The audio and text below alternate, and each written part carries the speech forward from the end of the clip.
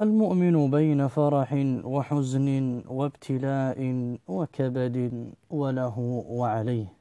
اليوم فرح وسعادة، وغدا حزن وبلاء ومتاعب ومشاق. الدنيا لا تستقيم على حال.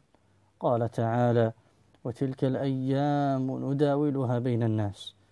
كن في خاصة نفسك وقومها على الميزان الشرعي، وإياك والزلل والغفلة التي تفضي لك إلى البطر والازدراء على من دونك.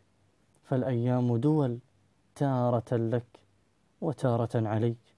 تسمع وتتعجب في تقلبات الدنيا: هذا مقتول، وذاك قاتل، وهذا محروم، وآخر مظلوم، وهذا وذا وهؤلاء. تعجب ويشيب الرأس من مصائب الدنيا، والله يقول: وما أصابكم من مصيبة فبما كسبت أيديكم ويعفو عن كثير. قد عفى الله عنا الكثير، وأصبنا ببعض المصائب لعلها بسبب ذنوبنا.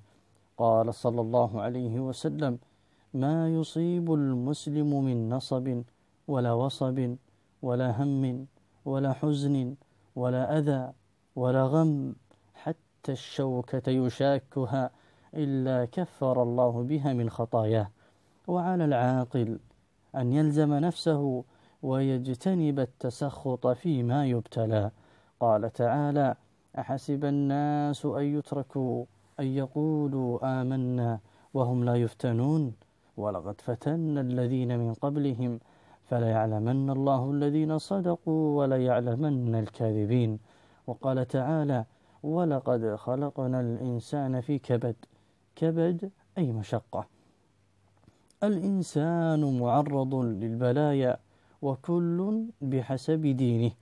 عن سعد بن أبي وقاص رضي الله عنه قال: قلت يا رسول الله، أي الناس أشد بلاء؟ قال: الأنبياء، ثم الصالحون، ثم الأمثل فالأمثل، ثم الأمثل فالأمثل من الناس. يبتلى الرجل على حسب دينه، فإن كان في دينه صلابة زيد في بلائه، وإن كان في دينه رقة خفف عنه. وما يزال البلاء بالعبد حتى يمشي على ظهر الأرض ليس عليه خطيئة.